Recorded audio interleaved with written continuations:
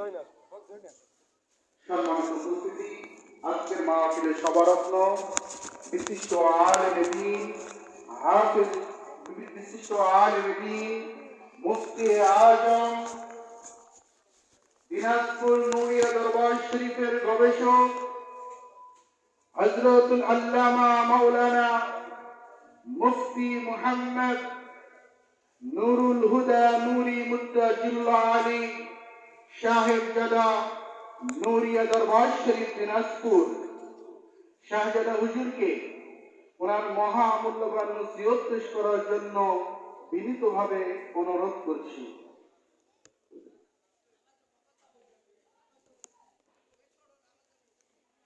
আসসালামু আলাইকুম ওয়া রাহমাতুল্লাহি ওয়া বারাকাতুহু।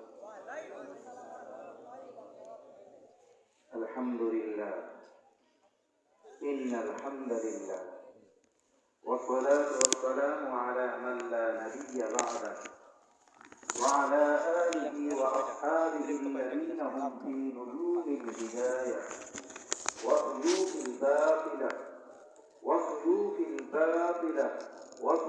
الباطلة وعلى من تبعهم بإحسان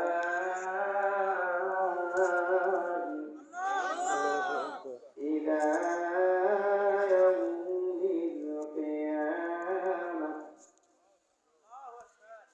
أما بعد، فأعوذ بالله من الشيطان الرجيم. بسم الله الرحمن الرحيم. كونوا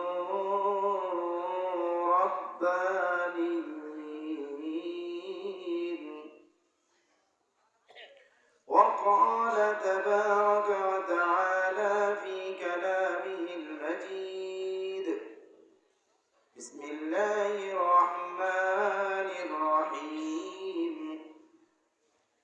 يا أيها الذين آمنوا قوا أنفسكم وأهليكم نارا.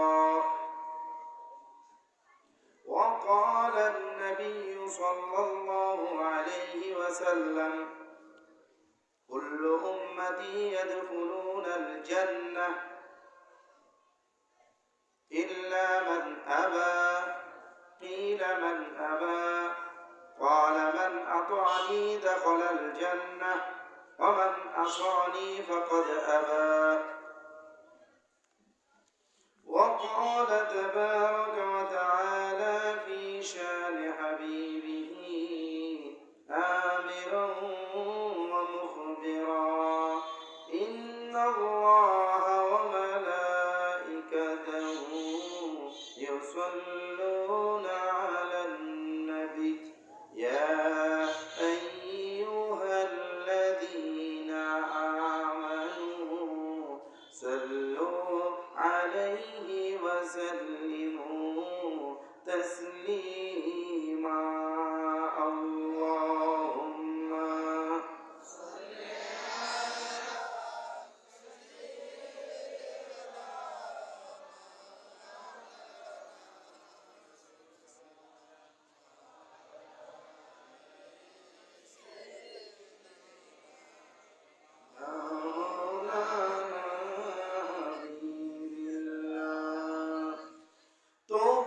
শাহাদাত অঙ্গুলি আজ ফিরদৌসের ইশারা করে। তবু শাহাদাত অঙ্গুলি আজ ফিরদৌসের ইশারা করে। নিখিল ব্যথিত উম্মত লাগি এখনো আপনার অশ্রু ঝরে। আল্লাহুম্মা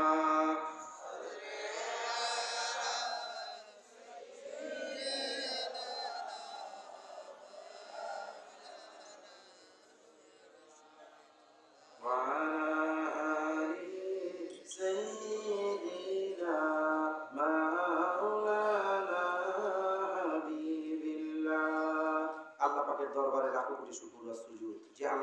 আমাদেরকে দয়া করে, এহসান করে, মায়া করে একটা সুন্দর বেমেসাল আসমানের নিচে জমিনের উপরে গুনাহ মাফ করা সর্বপন্থা, শ্রেষ্ঠ পন্থা, একটা সুন্দর মজলিসে বসার তৌফিক দান করেছেন। এই জন্য সবাই শুকরিয়া দান বলি আলহামদুলিল্লাহ।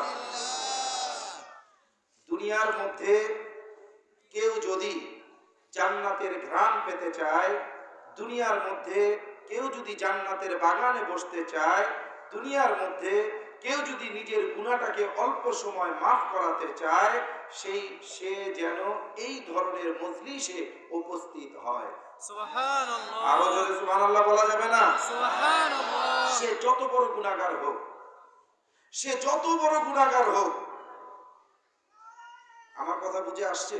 সে কত গুনাহ করেছে, সে গুনাহ করতে করতে করতে করতে প্রথম আসমান ধরে ফেলেছে, তাতে কোনো সমস্যা নেই। গুনাহগাররাই তো হাজরে আসওয়াদ চুমা দিতে যায় নাকি?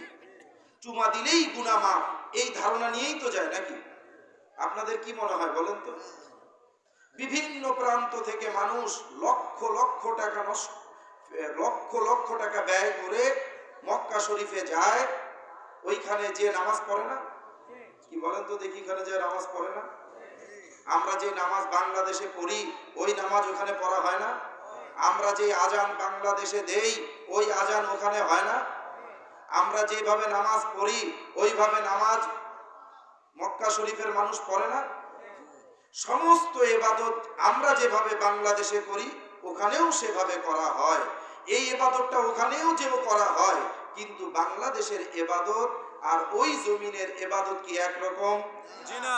একরকম? জি না। পার্থক্য কে করেছেন? আল্লাহ পাক। পার্থক্য কে করেছেন? আল্লাহ পাক। মর্যাদা কে দিয়েছেন? আল্লাহ পাক। আল্লাহ পাকের হাবিব তা পার্থক্য করে দিয়ে গেছেন। পৃথিবীর যে প্রান্তে বাংলাদেশের দেশের মানুষ হোক, পৃথিবীর যে প্রান্তেরই মানুষ হোক, তাদের জমিনে নামাজ পড়া একরকম নাকি মক্কার জমিনে যে নামাজ পড়া, মদিনার জমিনে যে নামাজ পড়া আরেক নাকি? বুঝাতে পারছি? এইখানে যদি 10 হয়, ওইখানে 50,000, 70,000। সুবহানাল্লাহ বলেন। বেশি না কম? বেশি। একই নামাজ, একই ইবাদত, একই ডাক, একই তাসবিহ, বাট স্থানের একটা পার্থক্য আছে। সুবহানাল্লাহ বলবেন না? একটা আল্লাহ পাকের ঘোষিত জায়গা, আর আল্লাহ পাকের আরেকটা হচ্ছে আল্লাহ পাকের নিজের করে নেওয়া জায়গা। আরো জোরে সুবহানাল্লাহ বলা যাবে না? আল্লাহ পাক বলেছেন, পৃথিবীর জমিনে যত মসজিদ আছে, খায়রুল মাসাজিদ আমরা বলি না, পৃথিবীর বুকে মসজিদ গুলো হচ্ছে খায়র, মানে খায়র কি? উত্তম। বলেন তো দেখি, খায়র মানে কি বলেন তো? উত্তম। উত্তম। আরো জোরে বলেন। এইটা আমরা একটা বাড়ি বানাই বলি না, বিউটিফুল হোম। আমাদের বাড়িটাকে ফুটানোর জন্য গ্রামে, মহল্লায়, সমাজে আমরা যখন বাড়ি করি, এই বাড়ি একটু ডিফারেন্ট টাইপের করি, যেন গ্রামের মানুষরা বোঝে অমুক মাতব্বরের, অমুক চৌধুরীর, অমুক মণ্ডলের বাড়ি। ঠিক কিনা বলেন? ঠিক। আমার কথা বুঝে আসছে বাবা? কিন্তু আল্লাহ পাকের ঘর, তার সৌন্দর্য ফুটে উঠুক আর না উঠুক, ওইটা ফুটে ওঠার সাথে সম্পর্ক নাই। যখন আল্লাহ পাকের সাথে লেগে যাবে, ওইটার শ্রেষ্ঠত্বতা, ওইটার মর্যাদা, ওইটার মর্তবা বেমিসাল। সুবহানাল্লাহ। আরো জোরে বলেন সুবহানাল্লাহ। সুবহানাল্লাহ বলতে কষ্ট হচ্ছে নাকি? জি না। সুবহানাল্লাহ বলে কি শীত মুখ দিয়ে ঢুকে যাবে নাকি? জি না। সুবহানাল্লাহ বলে কি গায়ে ঠান্ডা বেশি লাগবে নাকি? জি না। তাহলে সুবহানাল্লাহ বেশি বেশি বলে শরীরকে গরম করে ফেলতে হবে। সুবহানাল্লাহ। বুঝাতে পারছি? শরীরও গরম হবে, নেকির থলাও বাড়তে থাকবে। সুবহানাল্লাহ। বুঝাতে পারছি? এখন তো যুবকরা নেকি লাগে না, এখন যুবকদের নেকি লাগে না, মোবাইল একটা পাইলেই হয়েছে। বুঝাতে পারছি? এখন যুবকদের মোবাইল একটা দিলেই তারা নেকি মোবাইল দিয়ে কামাই করে ফেলে। যাই হোক, তো আজকের মাজলিসটা হচ্ছে একটি ব্যতিক্রম মাজলিস। এই মাজলিসের স্থানটা এমন একটা জায়গা, এমন একটা প্লেসে হচ্ছে, এই প্লেসটা আল্লাহ পাকের জমিনে সবচেয়ে উত্তম একটা জায়গা। আরো জোরে সুবহানাল্লাহ বলা যাবে না? সুবহানাল্লাহ। আপনি যদি বলেন রবের দিক দিয়ে এইটা হচ্ছে সর্বশ্রেষ্ঠ স্থান, খায়রুল মাসাজিদ, সামনেই হচ্ছে মসজিদ। ঠিক কিনা বলেন? ঠিক কিনা বলেন? আল্লাহ পাকের তরফ থেকে সর্বশ্রেষ্ঠ জায়গা। এইবার আসেন নবীজি। নবীজি বলেছেন যেইখানে দ্বীনের তালিম দেওয়া হয়, দ্বীনি শিক্ষা দেওয়া হয়, সেই জায়গাটা হচ্ছে, সেই ঘরটা হচ্ছে আমি নবীজির ঘর। সুবহানাল্লাহ। ঠিক আছে, এক তো আল্লাহ পাকের ঘর, আরেক তো নবীজির ঘর, আর কোনটা বাকি রইলো? সবাইকে কথা বলতে হবে। আর কোনটা বাকি রইলো বলেন দেখি? আরে আল্লাহ পাকের ঘর, নবীজির ঘর, দুটোই আমরা একত্রিত ভাবে পেয়েছি। তার সামনের ময়দানেই আজকে মাহফিল হচ্ছে। সুবহানাল্লাহ। তাহলে কোনটা বাকি থাকলো? কোনটাই না। কথা বলেন। আল্লাহ পাক ওনার পরিচয় দিতে যে আল্লাহ পাকের হাবিবকে যেভাবে একত্রিত করেছেন, একত্রিত বুঝেন তো? একত্রিত করে নিয়েছেন। কিয়ামত পর্যন্ত এই একত্রিত জিনিসটাকে যারা পার্থক্য করতে যাবে তাদের অস্তিত্ব বিলীন হয়ে যাবে। এই দুইটা জিনিস কখনো আলাদা হবে না। সুবহানাল্লাহ। আরো জোরে বলা যাবে না? সুবহানাল্লাহ। আপনি যদি কিয়ামত পর্যন্ত লা ইলাহা ইল্লাল্লাহ মুহাম্মাদুর রাসূলুল্লাহ এই বাক্যকে আলাদা করে দেন জমিন থেকে, কথাটা বুঝেন, জমিন থেকে যদি এই বাক্যকে আলাদা করে দেন, বান্দার জমিনে ক্ষমতা আছে, আরশে আজিমে ক্ষমতা আছে, আসমানে ক্ষমতা আছে, অন্তরে ক্ষমতা আছে, তো আল্লাহ পাক যেখানে আসমানে লিখে রেখেছেন, আরশে আজিমের খুঁটিতে যেখানে লিখে রেখেছেন লা ইলাহা ইল্লাল্লাহ মুহাম্মাদুর রাসূলুল্লাহ সাল্লাল্লাহু আলাইহি সাল্লাম, ওইটা মোছার মতো পৃথিবীতে কোনো মানুষ জন্মগ্রহণ করেছে? জি না। করবে? জি না। কারণ ওইটা কে নিয়ন্ত্রণ করেন? আল্লাহ পাক। আরো জোরে বলতে হবে, কে নিয়ন্ত্রণ করেন? আল্লাহ পাক। আল্লাহ পাক এমন একটা শক্তি ওইটা নিয়ন্ত্রণ করেন, ওই শক্তির ধারের কাছে কিয়ামত পর্যন্ত কোনো বান্দা বান্দি যাওয়ার কোনো ক্ষমতা রাখে না। তাহলে আপনি আমি যদি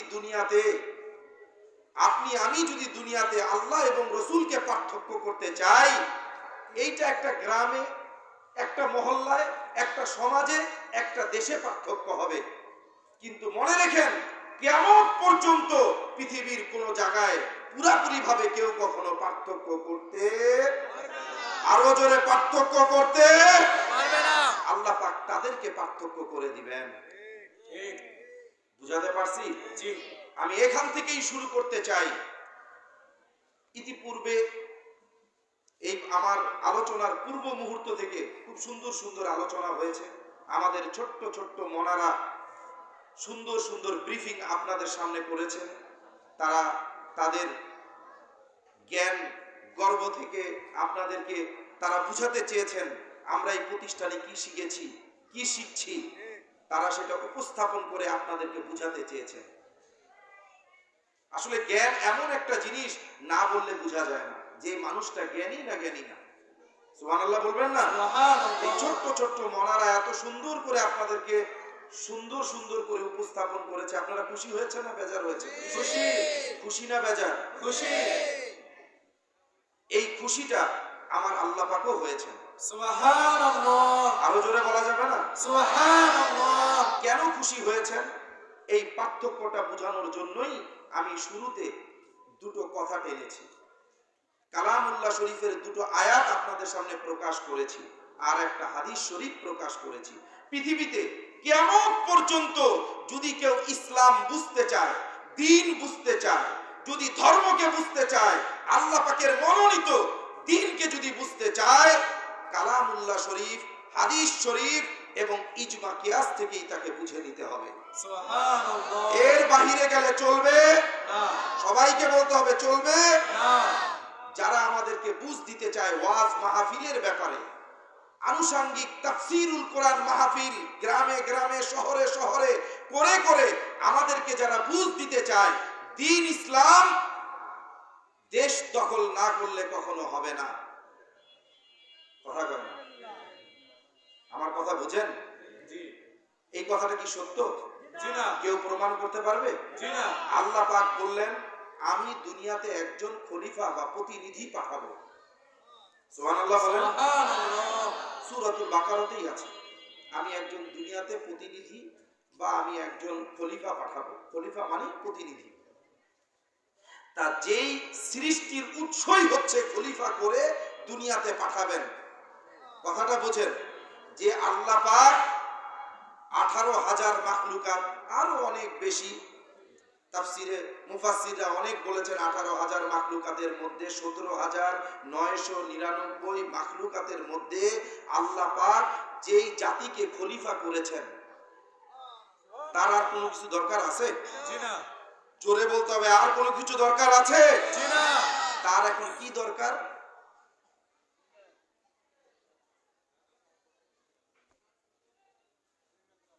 বলেন, তার এখন কি দরকার? এত ওয়াজ আপনারা শোনেন, শহরে শহরে গ্রামে গ্রামে এত বড় বড় বক্তারা এত বড় বড় ওয়াজ করে, ঠিক আছে, আজ পর্যন্ত এই ব্যাখ্যাটাই আপনাদেরকে দিল না, তাহলে কি ওয়াজ শুনলেন? আমার কথা বুঝতে পারছেন? আমি অনেক বেশি জানি তা বলছি না। একজন মানুষ সে দুনিয়াতে আসছে, তার চাওয়া পাওয়াটা কি? একটা চাওয়া পাওয়া আছে না? জি আল্লাহ পাক একটা মানুষকে দুনিয়াতে পাঠাইছেন, আল্লাহ পাকেরই বা কি চাওয়া পাওয়া আর মানুষেরই কি চাওয়া পাওয়া? দুইটা চাওয়া পাওয়া আছে না? জি কথা বলেন। আল্লাহ পাক বলছেন, বান্দারে, আমি গরুকে তো পারলে সর্বশ্রেষ্ঠ করতে পারতাম, আমি হাতিকে সর্বশ্রেষ্ঠ করতে পারতাম, প্রাণীর মধ্যে অনেক শক্তিশালী প্রাণী আছে, তাদেরকে শক্তিশালী করতে পারতাম, আমি তো তা করিনি। কেউ দেখাতে পারবে না, কিয়ামত পর্যন্ত দেখাতে পারবে না। এই ভেড়া মারার যত মানুষ আছে, 10টা বাঘ যদি 10 দিক দিয়ে ঢুকে, ভয় লাগবে না? লাগবে না? কথা কয় না। এইখানেই যদি 5টা বাঘ এখন ঢুকে, বাঘ বাঘ বাঘ বোঝেন তো, রয়্যাল বেঙ্গল টাইগার যদি ঢুকে পড়ে, কোন রকম যদি ঢুকে পড়ে, মনে করেন হাতে কোনো বন্দুক নাই, বেঙ্গলেরও হাতে কোনো কোনো লাঠি বা কোনো কিছু নাই, খালি একটা হু করে একটা আওয়াজ মারছে, মানুষ একটা থাকবে তো? তখন চিন্তা করে বক্তা যা হয় হোক, নিজের জীবন বাঁচানো ফরজ। অথচ আল্লাহ পাক সেই রয়্যাল বেঙ্গল টাইগারকে সর্বশ্রেষ্ঠ বানাইলেন না, মানুষকে বানাইলেন। কখনো ফিকির করেছেন? কখনো চিন্তা করেছেন? কথা কয় না। কি জন্য বানাইলেন? আল্লাহ পাক তো চাইলে অন্য কিছুকে সর্বশ্রেষ্ঠ জিনিস বানাতে পারতেন। আল্লাহ পাক বললেন খায়রুল মাসাজিদ, আল্লাহ পাক মসজিদকে সর্বশ্রেষ্ঠ বানাইছেন, কিন্তু কার জন্য সর্বশ্রেষ্ঠ বানাইছেন? কথা কয় না। ওই মানুষই যদি না থাকে, এই সর্বশ্রেষ্ঠের কোনো দাম আছে? সবাইকে বলতে হবে, দাম আছে? পৃথিবীতে কোনো মানুষ নাই, মসজিদের সর্বশ্রেষ্ঠের কোনো দাম আছে? গরু নামাজ পড়বে নাকি? মহিষ নামাজ পড়বে নাকি? রয়্যাল বেঙ্গল টাইগার নামাজ পড়বে নাকি? মানুষই যদি না থাকে, এই নবীর ঘরের কোনো মর্যাদা আছে? এতটুকু বুঝতে পেরেছেন তো? তাইলে মানুষকে কেন্দ্র করে আল্লাহ পাকের নিয়ামতগুলোকে সর্বশ্রেষ্ঠ করা হয়েছে। তাইলে বুঝতে হবে মানুষ কত সর্বশ্রেষ্ঠ। কথা কয় না। আরে মানুষ সর্বশ্রেষ্ঠ কত, তার একটা মাপ থাকতে হবে না? তার একটা লিমিটেশন থাকতে হবে না? আল্লাহ পাক কোনো লিমিটেশনই রাখেন না। আরো জোরে সুবহানাল্লাহ বলা যাবে না? আল্লাহ পাক বলছেন, বিসমিল্লাহির রহমানির রহিম, লাকাদ কাররামনা বনি আদম। আরো জোরে আল্লাহু আকবার বলা যাবে না?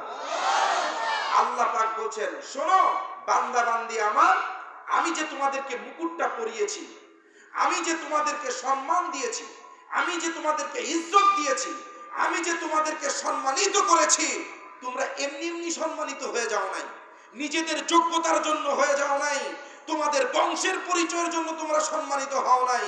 কাররামনা বানি আদম, তোমরা বানি আদমের জন্য সম্মানিত হয়েছো।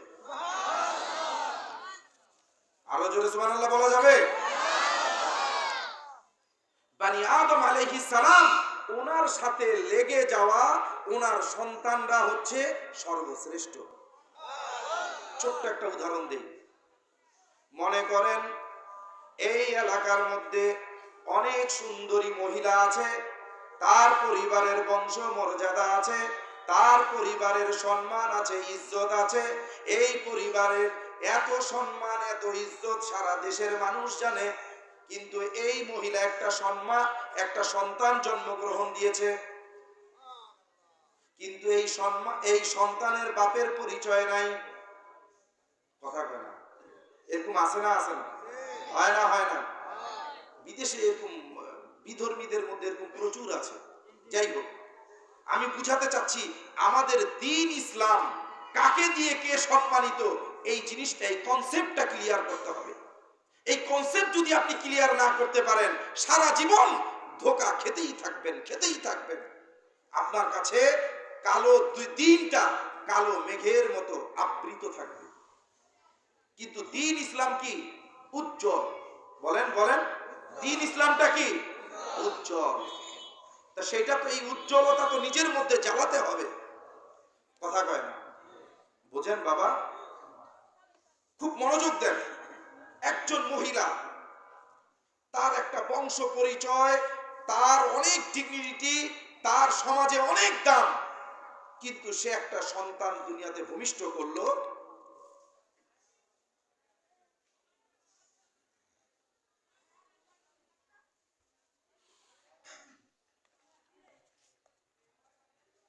দরুদ পড়ি, আল্লাহুম্মা সাল্লি আলা سيدنا مولانا رسول الله وعلى آل سيدنا مولانا حبيب الله। সে একটা সন্তান ভূমিষ্ঠ করলো, কিন্তু এই সম্মানের কোনো পরিচয় নাই, এই সন্তানের কোনো পরিচয় নাই। আচ্ছা বলেন তো দেখি, এই সন্তানের পরিচয় সমাজের মানুষ কিভাবে নিবে? বলেন তো দেখি। কথা কয় না? সে তো সম্মানিত, মা তো সম্মানিত। কথা কয় না? মা তো সম্মানিত। তাহলে এই সন্তানের পরিচয় কি হবে? আমার কথা বুঝতে পারছি? জি। তাহলে একটা জিনিসের পরিচয় লাভ করার জন্য তাকে যদি মানুষ এমন ভাবে ট্রিট করে সারা জীবন, যে সে যত বড় জ্ঞানী হোক, সে যত বড় বুদ্ধিজীবী হোক, সে যত বড় আলেম হোক, সে যত বড় মুফতি হোক, সে যত বড় মুহাদ্দিস হোক, হতে পারে না? পারে না? হতে পারে না? পারে না?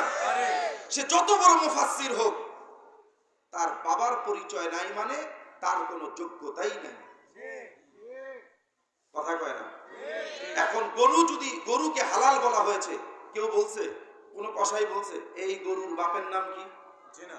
এই গরুর মার নাম কি? জি না। কেউ বলছে? জি না। কিন্তু আল্লাহ পাক যখন এই মানব জাতিকে সৃষ্টি করেছেন, মানব জাতির পরিচয় আল্লাহ পাক আসমান থেকেই দিয়ে দিয়েছেন।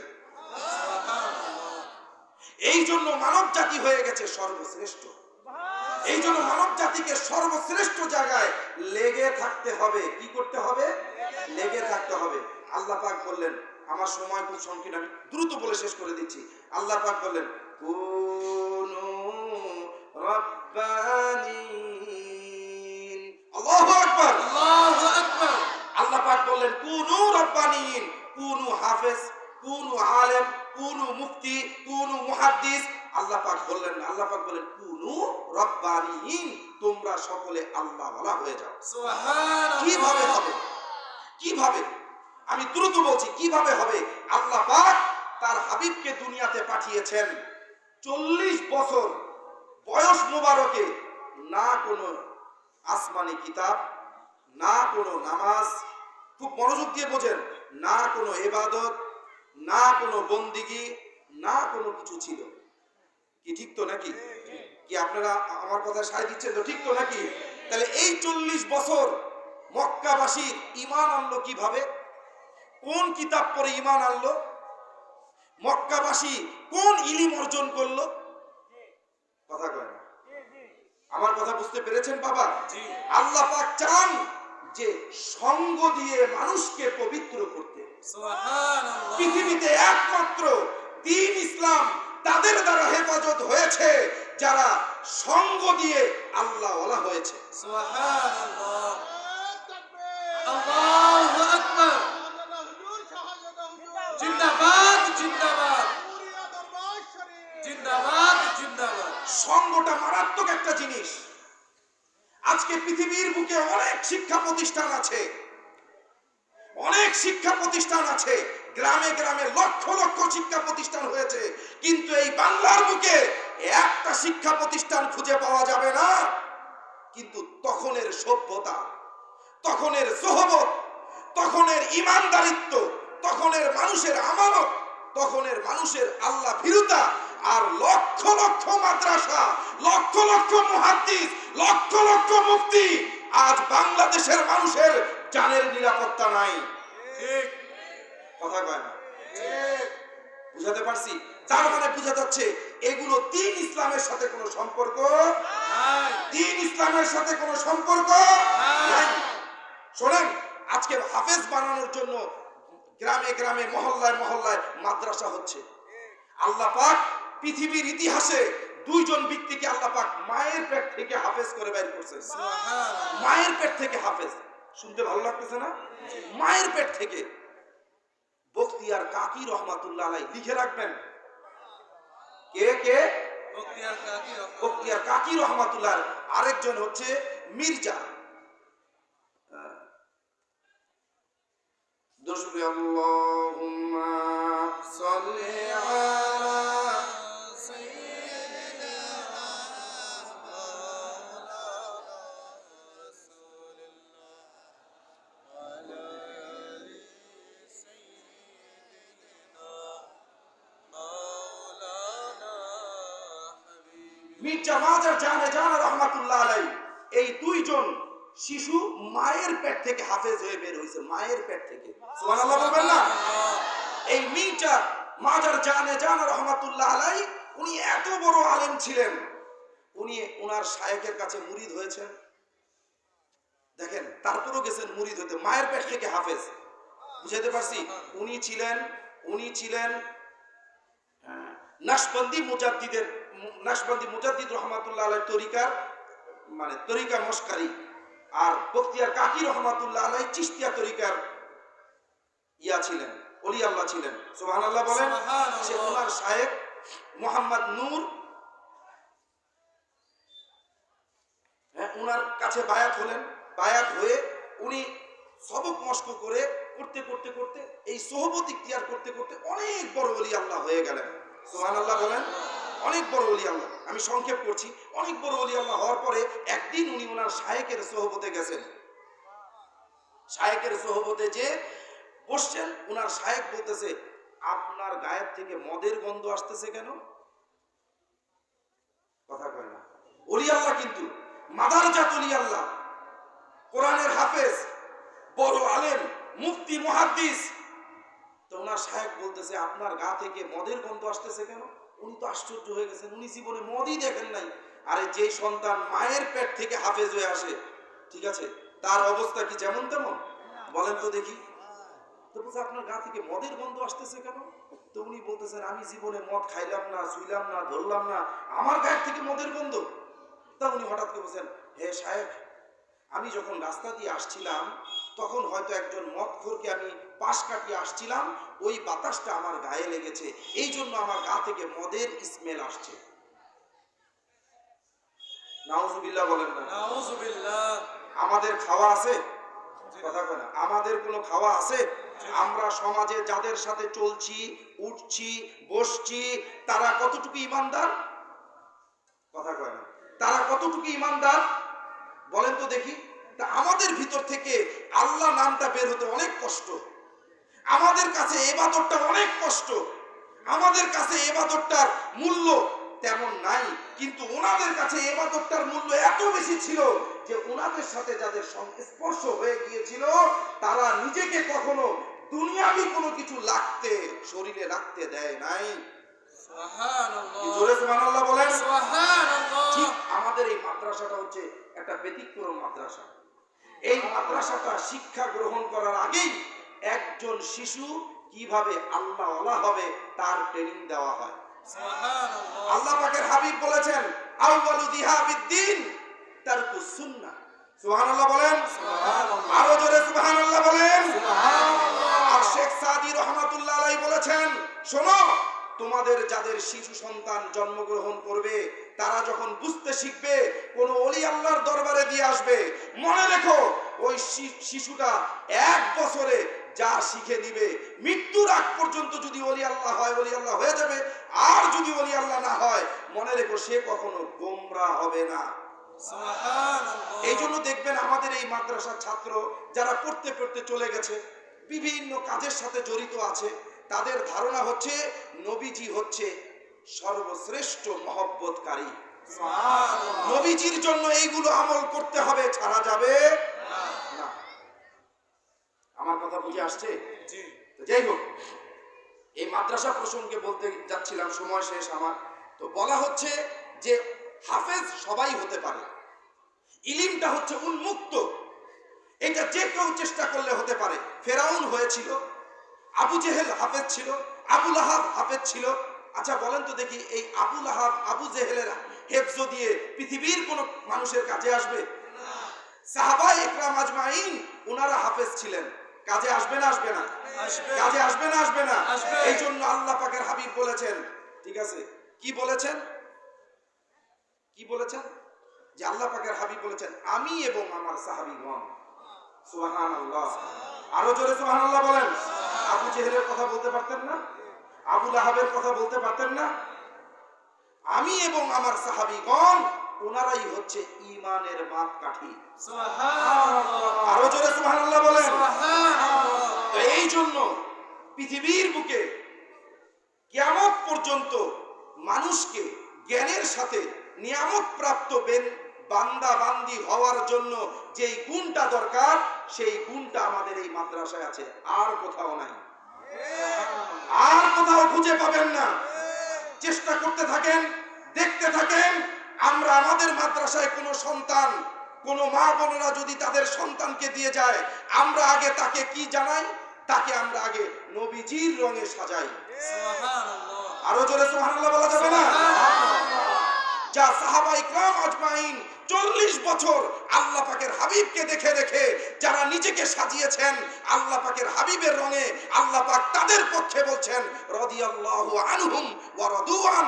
হাবিব আমার, এই যে 40 বছর পর আমি সুসংবাদ দিচ্ছি, যারা আপনারকে দেখে মহব্বত করেছে, আপনার রঙে সেজেছে, আমি তাদেরকে মহব্বত করি, তারাও আমাকে মহব্বত করে। সুবহানাল্লাহ। আমি তাদের উপরে সন্তুষ্ট হয়ে গেলাম, তারাও আমার উপরে সন্তুষ্ট হয়ে গেল।